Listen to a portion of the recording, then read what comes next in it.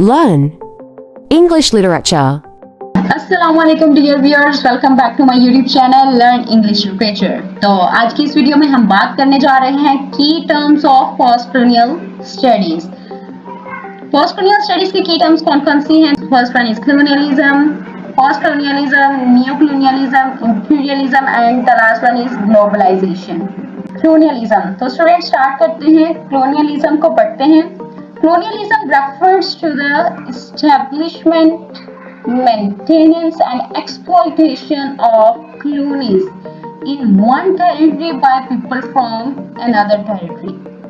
Okay students, तो colonialism के अंदर लोग क्या करते हैं? इस्टेब्लिशमेंट यानी कि इस्टेब्लिशमेंट कायम करते हैं, अपनी मेंटेनेंस कायम करते हैं, एक्सप्लॉयटेशन ऑफ कॉलोनीज यानी कि कॉलोनीज जो बनाते हैं ना, वो एक एरिया के लोग, एक टेरिटरी के लोग जब दूसरी टेरिटरी के लोग के ऊपर जाके हुक्मरानी करते हैं, यानी वहां पर अपनी कॉलोनी बनाते हैं, अपनी हुकूमत बनाते हैं और वहां के नेटिव पीपल जो वहां के रहने वाले होते हैं उनको अपना गुलाम बना लेते हैं। ठीक है, तो उन लोगों की क्या करते हैं? Exploitation of colonies in one territory by people from another territory. ठीक है, एक एरिया के लोग दूसरे एरिया में जाते हैं और वहां जाके उन लोगों के ऊपर हुक्मरानी करते हैं, उनके रिसोर्सेज को यूज करते हैं, वहां पे जितनी भी चीजें होती हैं, ये लोग होते हैं, उनके ऊपर जाके फोर्सफुली यानी किसी पावर के थ्रू वो जाते हैं और जाके उन लोगों को सप्रेस करके और उनके ऊपर जो है हुक्मरानी करते हैं। तो इसके एग्जाम्पल को डिस्कस करते हैं। The British colonisation of India, ये इसकी बेस्ट एग्जाम्पल है। जिस तरह इंडिया पाकिस्तान की पार्टीशन से पहले सब कॉन्टिनेंट में अंग्रेज लोग थे और उन्होंने इंडिया के सब कॉन्टिनेंट के लोगों को अपना गुलाम बना लिया हुआ था। उनकी जो इकोनॉमी, पॉलिटिकल और कल्चरल के ऊपर हैवीली वो डोमिनेट हो चुके थे। ठीक है, तो बात करते हैं ब्रिटिश कॉलोनाइजेशन की। ठीक है, British colonisation of India where British rule imposed political, economic and cultural dominance over the Indian subcontinent for nearly 2 centuries। ठीक है, वैसे तो इन लोगों ने जो सही वाली हुकूमत की थी जिसमें इन्होंने यहाँ के लोगों को अच्छा खासा जलील किया था, तो वो ऑलमोस्ट 1 सेंचुरी बनती है, लेकिन 2 सेंचुरी इसलिए यहाँ पे काउंट किया गया है कि ये लोग जो फर्स्ट इंग्लिश पीपल जिसने इंडिया को डिस्कवर किया था, वास्को ड गामा, जो इंडिया आए थे और इंडिया में उस टाइम पीरियड पे थर्ड मुगल एम्परर जलालुद्दीन अकबर की हुक्मरानी थी और वो लोग जो इंग्लिश पीपल थे उन्होंने तब जलालुद्दीन अकबर के दौरे हुकूमत में यहाँ आना स्टार्ट किया था, फिर आहिस्ता आहिस्ता। ठीक है, और आकर यहाँ पर जो अपना बिजनेस स्टार्ट किया, ईस्ट इंडिया कंपनी स्टार्ट की। और एक अच्छा, ये लोग जो कॉलोनियलिज्म में आते हैं ना, ये किसी खास पर्पस और एम को लेकर आते हैं कि हम इस खास एरिया में जाने वाले हैं और वहां जाकर हमने इस जो पर्पस है हमारा स्पेसिफिक, इसके ऊपर काम करना है। वो काम कोई भी हो सकता है, वहाँ की कंट्री की जो रिसोर्सेज हैं उनको स्नैच करना होता है इन लोगों ने। ठीक है, तो इंडिया उस वक्त मेट्रोपॉलिटन कंट्री था ऑल ओवर द वर्ल्ड, तो हर कोई इसको जो है इसके ऊपर हुक्मरानी करना चाह रहा था, तो आखिर इन लोगों ने हुक्मरानी कर ली। तो ये 2 सेंचुरीज का टाइम पीरियड था जब अंग्रेज लोग जो है 2 सेंचुरीज तक इन्होंने हुक्मरानी की है इंडिया के ऊपर। ठीक है, और क्या हुआ था, ये इम्पोज्ड हो गए थे किसके ऊपर? पॉलिटिकल, इकोनॉमी और कल्चर के ऊपर। ठीक है, ये 3 चीजें जो है ना किसी भी कंट्री की ये जो 3 चीजें हैं ये मेन पॉइंट होती है किसी भी कंट्री को दबाने के लिए। अगर आप लोग इन 3 चीजों के ऊपर हावी हो जाती हो, इन 3 चीजों को अपने कब्जे में कर लेते हो, ऑक्यूपाई कर लेते हो, तो इट्स मीन आप वहां के लोगों को, वहां की हर चीज को अपने कब्जे में कर सकते। ठीक है, तो नेक्स्ट बात करते हैं पोस्ट कॉलोनियलिज्म की। अब पोस्ट कॉलोनियलिज्म क्या है? ये जो पोस्ट का वर्ड है ना, इसका मतलब है कॉलोनियलिज्म के बाद। कॉलोनियलिज्म हो गया, ठीक है, अब उसके बाद क्या हुआ है? इस चीज को हम कहते हैं पोस्ट कॉलोनियलिज्म। लेट्स सी, हम इसको रीड करते हैं फिर डिस्कस करते हैं इस पर। Post colonialism refers to the cultural, political and economic effects of colonialism after the colonized countries gained independence। ठीक है, अब जो कंट्रीज या जो एरियाज colonized थे, ठीक है, किन्होंने colonize किया था? अंग्रेजों ने। अंग्रेजों ने कॉलोनाइज किया, ठीक है। अब क्या हो गया है जी, इंडिपेंडेंस, उनको आज़ादी मिल गई है, अंग्रेज वापस चले गए हैं अपने कंट्री में, ठीक है। अब इनको आज़ादी मिल गई है और अब आप लोग इमेजिन कर सकते हो जब किसी को भी आज़ादी इंडिपेंडेंस का वर्ड जब सुनते हैं तो ये हर किसी के दिल में एक खुशी की लहर से दौड़ पड़ती है, ठीक है। तो ये बहुत ही खुशी वाला पॉइंट होता है, लेकिन अनफॉर्चुनेटली जब इंडिया पाकिस्तान की पार्टीशन हुई, इंडिपेंडेंस की अनाउंसमेंट हुई, तो वहां पे जो सिचुएशन क्रिएट हुई, जो वुमेन्स के साथ वुमेन एक्सप्लॉयटेशन हुई है, जो रेप केसेस और जो सरेआम ब्लडशेड हुआ, इस चीज से इतना वो एक खौफनाक मंजर क्रिएट हो जाता है कि इंडिपेंडेंस का word I don't think so कि यहाँ पे यूज करना चाहिए। ये एक जबरदस्ती है, ठीक है, कि लोग मूव कर रहे हैं कोई पाकिस्तान की तरफ, कोई इंडिया की तरफ, ना वहाँ का कोई खास कल्चर रहा है, ना कोई वहाँ की पॉलिटिक्स रही है, लोग खुद आपस में लड़ी जा रहे हैं। इकोनॉमी लेवल इतना डाउन हो चुका है, इतना डाउन हो चुका है कि लोगों के पास खाने को कोई चीज नहीं है, लोग एक दूसरे से चीजें छीन रहे हैं। ये रहा है पोस्ट कॉलोनियलिज्म। बेसिकली हम उस टाइम पीरियड को भी कह सकते हैं जब अंग्रेज वहां रह रहे थे, उन्होंने इन लोगों को और वहां के जो एरिया उसको अपना कॉलोनी बना लिया, लोगों पे तशद्दुद किया। उस टाइम पीरियड में होने वाले जो भी साइड इफेक्ट्स है उसको भी डिस्कस करता है और उसके बाद होने वाले जो साइड इफेक्ट्स है उनको भी डिस्कस करता है, ठीक है।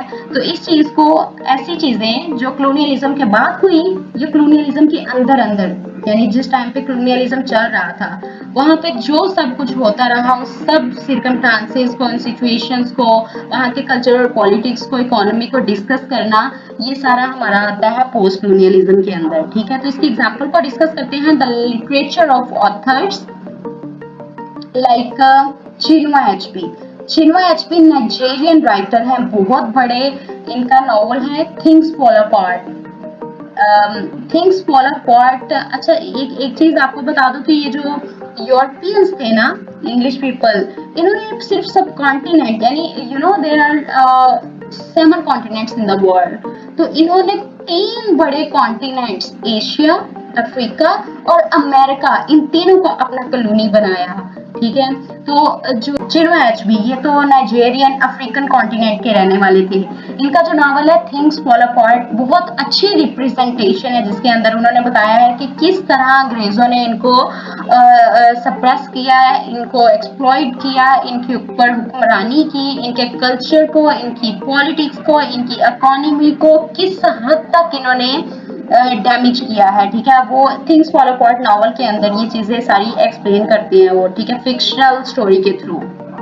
फिर है गैब्रियल गार्सिया मार्केज, कोलंबियन, ये भी अफ्रीकन कॉन्टिनेंट का कंट्री है, कोलंबिया, ठीक है, उसके राइटर हैं। वो explores the lingering impacts of colonialism on their respective societies, ठीक है। और उनका भी ये जो वर्क है, ये राइटर हैं गैब्रियल गार्सिया मार्केज, उनकी राइटिंग के अंदर भी हमें कॉलोनियलिज्म के जो लिंगरिंग इम्पैक्ट्स हैं, यानी कि लॉन्ग टाइम पीरियड के बाद जब कॉलोनियलिज्म चला जाता है, उसके बाद इवन अगर हम पाकिस्तान की बात करें तो पाकिस्तान 1947 को आज़ाद हुआ, तो आज तक हम जो कॉलोनियलिज्म के साइड इफेक्ट्स हैं उनको आज तक फेस कर रहे हैं, ठीक है। तो कॉलोनियलिज्म के साइड इफेक्ट्स बहुत देर तक सोसाइटीज के अंदर रहते हैं। हमारा अभी भी आप देखें तो कल्चर, हम लोगों को पता ही नहीं है कि हमारा कल्चर क्या है। हम पाकिस्तानी कल्चर, जो हमारी ड्रेसेस वगैरह देखें वो भी पहनते हैं, हम यूरोपियन ड्रेसेस भी पहनते हैं, हम इंडियन ड्रेसेस भी पहनते हैं। फिर हमारी पॉलिटिक्स के अंदर भी बहुत कुछ समझ नहीं आ रहा होता क्या चल रहा है, बहुत करप्शन और ये चीजें। फिर इकोनॉमी लेवल हमारा इतना डाउन है जो अभी तक, जिसके अंदर रिवाइवल नहीं हो सका, अभी तक उसके अंदर चीजें ठीक नहीं हो पाई, कोई रिहेबिलिटेशन नजर नहीं आती, ठीक है। तो ये इस फर्स्ट पिक्चर के अंदर आप देख सकते हैं, ये पाकिस्तानी, इंडियन पाकिस्तानी पीपल है। जब सब कॉन्टिनेंट की पार्टीशन हुई है तो लोग किस तरह डैमेज हुए हैं और किस तरह लोग एक जगह से दूसरी जगह माइग्रेट कर रहे हैं, और आप देख सकते हैं ये हाल था। यानी कि जब भी कॉलोनियलिज्म के बाद का टाइम पीरियड आता है और हम देखते हैं कि वहाँ उस कंट्री का ना तो कल्चर रहता है, ना पॉलिटिक्स, ना इकोनॉमी, तो ये पिक्चर उसकी बेस्ट एग्जांपल है, यू कैन सी। और ये नीचे वाली पिक्चर के अंदर आप अफ्रीकन पीपल को देख सकते हैं, जब वहाँ पे भी लोगों को जो है उस कंट्री को अपना उन्होंने इंग्लिश पीपल ने अपना कॉलोनी बनाया और लोगों को सप्रेस किया। ये सारा आप जो पिक्चर के अंदर देख सकते हैं, ठीक है। फिर बात करते हैं, नेक्स्ट है जी न्यू कॉलोनियलिज्म। अच्छा जी, अब ये न्यू कॉलोनियलिज्म क्या है? New colonialism refers to the indirect, subtle or contemporary forms of control exerted by former colonial powers or other dominant nations over less developed countries। मैं आहिस्ता आहिस्ता स्लो इसलिए बढ़ती हूँ कि आप लोगों को इजीली समझ आ जाए। न्यू कॉलोनियलिज्म क्या है? रेफर्स टू द इनडायरेक्ट, वो जो इंग्लिश पीपल है वो तो आपके ऊपर हुक्मरानी करके चले गए हैं, ठीक है। अब वो डायरेक्ट आपके ऊपर हुक्मरानी नहीं कर रहे, अब उन लोगों ने आपको गुलाम नहीं बनाया डायरेक्ट वे से, ठीक है। अब वो आपके सर पर नहीं खड़े, अब वो अपने कंट्री में अपनी जगह अपने घर बैठे हैं। अब वो इनडायरेक्ट तरीके से आपके ऊपर कब्जा कर रहे हैं। इनडायरेक्ट तरीका क्या है, ठीक है? वो इनडायरेक्ट वे से क्या करते हैं? कंटेम्परेरी फॉर्म्स ऑफ कंट्रोल, जो करंट एज के अंदर क्या है वो आपके ऊपर कंट्रोल कर लेते हैं। किस तरीके से? Exerted by farmer colonial powers. Farmer colonial powers कौन है? पहले कौन था पावर्स के अंदर? इंग्लैंड, ठीक है। अब इंग्लैंड के हाथ से ये जो है पावर चली गई, अब वो कहाँ चली गई? अमेरिका की तरफ, ठीक है। क्योंकि अब अमेरिका को जो है इंग्लैंड ने अमेरिका को अपनी कॉलोनी बनाया था, लेकिन अमेरिका ने खुद को इतना इम्प्रूव किया है, इतना इम्प्रूव किया है कि अब वो खुद पावर में है। इंग्लैंड एक वो कंट्री था जिसने एक जमाने में अमेरिका को अपनी कॉलोनी बनाया था, लेकिन अब अमेरिका सबको लीड करता है। या फिर डोमिनेंट नेशंस। डोमिनेंट नेशंस में ऑब्वियसली यूरोपियंस हैं, अमेरिकन्स हैं, और वो क्या करते हैं? Over less developed countries. Less developed countries क्या है? एशिया के अंदर mostly countries less developed countries हैं, अफ्रीका के अंदर लेस डेवलप्ड कंट्रीज हैं, पाकिस्तान तो अभी भी इसी कैटेगरी में आता है, ठीक है। इसकी एग्जांपल देखते हैं। Economic dependency of many African nations on former colonial powers or other Western nations through unequal trade agreements and debt burdens, ठीक है। अब इसके अंदर क्या करते हैं? जैसा अगर हम ये तो अफ्रीका की एग्जांपल देना, अफ्रीकन नेशंस की एग्जांपल दे रहे हैं, लेकिन मैं यहाँ पे आपको पाकिस्तान की एग्जांपल दूंगी जो आप बेस्ट तरीके से समझ सकते हो, ठीक है। अब क्या है कि पाकिस्तान क्या है? ये डेब्ट बर्डन, पाकिस्तान के ऊपर क्या है? कर्जों का बोझ। जब कर्जों का बोझ कहाँ से ले रहे हैं? IMF। IMF कहाँ है? अमेरिका बैठा हुआ है, ठीक है।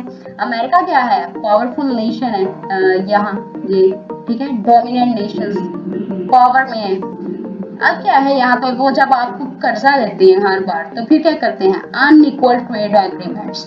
वो आपसे ट्रेड करते हैं या फिर आपके साथ क्या करते हैं? आपको जब कर्जा देते हैं तो फिर अनइक्वल एग्रीमेंट्स करते हैं आपके साथ। ऐसे एग्रीमेंट जो नाकाबिले मंजूर होते हैं, या ऐसे एग्रीमेंट्स जिससे उनको बेनिफिट मिलता है लेकिन आपकी कंट्री को कोई बेनिफिट नहीं मिल रहा होता, ठीक है। और वो इस तरह वहां बैठे इनडायरेक्ट तरीकों से आपके ऊपर रूल कर रहे होते हैं। सेम इसी तरह जिस तरह ये एग्जांपल के अंदर उन्होंने बताया कि economic dependency of many African Nations है। अफ्रीका के बहुत से लोगों की इकोनॉमिक डिपेंडेंसी किनके हाथों में है? वेस्टर्न नेशंस के हाथों में है, ठीक है। यूरोपियंस और अमेरिकन के हाथों में है। वो डिसाइड करते हैं और किस तरह अनइक्वल तरीके से एग्रीमेंट्स ट्रेड एग्रीमेंट्स वो करते हैं, या फिर आपको कर्जों तले बोझ डालते हैं वो लोग। आजकल ये चल रहा है। तो ये आज के जो कंटेम्परेरी एरा है, ठीक है, इसको हम ये न्यू कॉलोनियलिज्म के अंदर डिस्कस करेंगे। नेक्स्ट हम डिस्कस करते हैं इंपीरियलिज्म। इंपीरियलिज्म क्या है? अच्छा, एक चीज मैं आपको एक्सप्लेन कर दूं कि इंपीरियलिज्म और कॉलोनियलिज्म बेसिकली दोनों सेम चीजें हैं। Imperialism involves the policy of extending a nation's authority by territorial acquisition or by establishing economic and political dominance over other nations, ठीक है। कॉलोनियलिज्म के अंदर भी हमने पढ़ा था कि एक कंट्री या एक स्पेसिफिक एरिया या एक पावरफुल कंट्री, पावरफुल नेशन के लोग जो है वो दूसरी कंट्री को जाके उसके ऊपर कब्जा कर लेते हैं, ठीक है। अब इंपीरियलिज्म के अंदर भी हम यही पढ़ रहे हैं, लेकिन इंपीरियलिज्म क्या है? Imperialism involves a policy. ये एक पॉलिसी है, एक प्रैक्टिस है, ये एक एकेडमिक चीज है जो आपको सिखाई जाती है, जो एक हर कंट्री के अपने रूल्स लॉज या कुछ पॉलिसीज होती हैं। इंपीरियलिज्म एक पॉलिसी है, ठीक है। कॉलोनियलिज्म इसकी प्रैक्टिकल एग्जांपल है, एप्लीकेशन है। इंपीरियलिज्म के अंदर आपको सिखाया जाता है कि कंट्री को आपको एक कि आपने किस तरह एक कंट्री को ऑक्युपाई करना है और किस तरीके से करना है और किस वजह से करना है, इसका क्या एजेंडा है, क्या रीजन है, क्या पर्पस है इस चीज का। कॉलोनियलिज्म के अंदर आप प्रैक्टिकली वो चीज करते हो जो आप इंपीरियलिज्म के अंदर सीखते हो, ठीक है। ओके, इंपीरियलिज्म के अंदर क्या एजेंडा होता है, ठीक है। अभी हम इसकी पहले एक दफा इसकी एग्जांपल को रीड आउट करते हैं, देन मैं एक्सप्लेन करती हूँ। The scramble for Africa in the late 19th century, where European powers carved up Africa, exploiting its resources and imposing their rule on its people। यानी कि वो इम्पोज करते हैं their rule, अपने रूल ऑन इट्स पीपल, वहां country के रहने वाले लोगों पर। इसकी बेस्ट एग्जांपल आपको बताऊं, ये बात भी वैसे अफ्रीका की हो रही है। इसकी बेस्ट एग्जांपल एक नॉवल है, Heart of Darkness by Joseph कॉर्डेंट। वो भी अफ्रीकन राइटर हैं, ठीक है, अफ्रीकन कॉन्टिनेंट की। अब अच्छा, वो अपने इस नॉवल के अंदर क्या चीज एक्सप्लेन करते हैं, फिर आपको अच्छी से इंपीरियलिज्म की समझ आ जाएगी। वो अपने वहाँ क्या होता है, उस नॉवल के अंदर क्या स्टोरी है कि यूरोपियंस लोग जो हैं वो अफ्रीका जाते हैं, ठीक है। वहाँ जाके क्या करते हैं कि वो एक शिप के थ्रू जाते हैं, ठीक है, और वहाँ के जो नेटिव पीपल्स होते हैं उनके ऊपर क्या करते हैं, इम्पोज देयर रूल, अपने रूल्स उनके ऊपर इम्पोज करते हैं, उन लोगों को अपना गुलाम बनाते हैं, उनके ऊपर दबाव डालते हैं फोर्सेस के थ्रू। और किस पर्पस के थ्रू जाते हैं, उनके रिसोर्सेज को यूटिलाइज करने के लिए, उनको एक्सप्लॉइट करने के लिए। रिसोर्सेज क्या है? अच्छा, वहां पे जब वो गए थे ना, अफ्रीका के अंदर हाथी के दांत बहुत वैल्यूएबल और बहुत प्रेशियस हैं, जिससे ये ज्वेलरी बनती है, ठीक है। और वो लोग इस पर्पज के साथ वहाँ गए थे कि वहाँ पे हम जो है ट्रेन रेल पटरी बिछाएंगे और वहाँ के लोगों के लिए जो है इजी हो जाएगी, एक फैसिलिटी हो जाएगी उन लोगों के लिए। अब इस पर्पस के साथ वो गए हैं, लेकिन ये काम तो उन लोगों ने वहाँ किया नहीं है, ठीक है। वहाँ के नेटिव पीपल जो है उनको वो उल्लू बनाते रहे हैं और जाके क्या करते रहे हैं, ट्रेडिंग, किसकी, हाथी के दांतों की ट्रेडिंग करते रहे हैं। जिस तरह ये लोग पाकिस्तान, इंडिया पाकिस्तान सब कॉन्टिनेंट में आए, तो यहाँ पे आगे उन लोगों ने क्या कहा है, जी हमें यहाँ काम करना है। कौन सा काम करना है? ईस्ट इंडिया कंपनी हमें खोलने दें, तो वही हम यहाँ काम करेंगे। और उसके बाद ऐसा ऐसा अंग्रेजों ने क्या किया, इंडिया और पाकिस्तान में भी वो रेलवे ट्रेन पटरी उन्होंने बिछाई और उस तरीके से क्या करते रहे, ट्रेडिंग करते रहे, जो उनके लिए आसान होती रही, उनके लिए जो है फैसिलिटी प्रोवाइड करती रही। लेकिन हम लोग इसी चीज में खुशफहमी में रहे कि इन्होंने हमारे यहाँ आके ये वाली इतने एकदम बड़ी चीजें जो हैं इस्टेब्लिश कर दी हैं और ये इतनी इन्वेंशन कर दिया है, और हम लोग इसी चीज में बहुत ज्यादा खुश थे। लेकिन असल में वो क्या कर रहे थे, इसके पीछे उनका लॉजिक क्या था कि वो हमारे रिसोर्सेज को यूटिलाइज कर रहे हैं, यहाँ से हमारे रिसोर्सेज को एक्सप्लॉइट करते जा रहे हैं वो लोग, ठीक है। तो इसकी एक और एग्जाम्पल है, ये सिर्फ ये नहीं कि वो वहाँ के रिसोर्सेज, इसके अलावा वो क्या है, कुछ इसलिए भी होता है कि वो अपने आइडियाज, आइडियोलॉजिकल बिलीव्स को वहाँ इंट्रोड्यूस करवाने के लिए, अपना कल्चर आपके ऊपर इम्पोज करने के लिए, ये भी रीजंस हो सकती हैं इंपीरियलिज्म के अंदर, ठीक है। या फिर वो क्या कर रहे हैं कि इसकी एग्जांपल अगर मैं दूं, जिस तरह इंडिया पाकिस्तान की पार्टीशन होगी, लेकिन मसला कश्मीर अभी तक आज भी वो है, उसका कोई जो है सोल्यूशन अभी तक नहीं निकला, ठीक है। और उसके पीछे पे क्या रीजन थी कि मसला, वो जो कश्मीर का एरिया वो बहुत खूबसूरत है, उसकी खूबसूरती की वजह से, टूरिज्म की वजह से, वहाँ पहाड़ों से जो पानी आता है उस पानी को यूज करना, इस वजह से तो झगड़ा अभी तक चल रहा है इंडिया पाकिस्तान का। वो क्यों जो है वो फाइनली ना तो इंडिया के पास जा रहा है, ना पाकिस्तान के पास जा रहा है, ना खुद अपनी एक गवर्नमेंट वो इस्टेब्लिश कर पा रहा है कश्मीर, ठीक है। वहाँ पे भी कुछ रीजंस हैं जिस वजह से वो नहीं हो रहा। इसकी एक और जो अगर हम बिलीव्स की बात करें, तो जिस तरह पैलेस्टीन में देखें तो मुस्लिम्स कहते हैं वो हमारे लिए रिलीजियस प्लेस है, ज्यूज पीपल कहते हैं वो हमारे लिए रिलीजियस प्लेस है, क्रिश्चियन कहते हैं वो हमारे लिए एक रिलीजियस प्लेस है, और सबके इस तरह वहाँ पे इशू चल रहे हैं। तो वो क्या है, सबके अपने अपने रिलीजियस बिलीव्स हैं, रिलीजियस बिलीव्स की वजह से हर कोई उस टेरिटरी को ऑक्युपाई करना चाह रहा है, ठीक है। तो इंपीरियलिज्म क्या है, ये एक पॉलिसी है, ये एक प्रैक्टिस है, प्रैक्टिकल एग्जांपल नहीं है, जिसके अंदर आपको बताया जाता है कि आपने किसी एक कंट्री को किस तरह ऑक्युपाई करना है, ये जस्ट पॉलिसी है। इसकी बेस्ट एग्जांपल जो प्रैक्टिकल है, एप्लीकेशन जो इसकी है, वो कॉलोनियलिज्म है। वैसे ये ऑलमोस्ट दोनों सेम ही चीजें हैं, ठीक है। फिर हम बात करते हैं ग्लोबलाइजेशन। ग्लोबलाइजेशन क्या है, let's see. Globalisation is a process of increasing interconnectedness and interdependence among countries through the exchange of goods, services, ideas and cultures।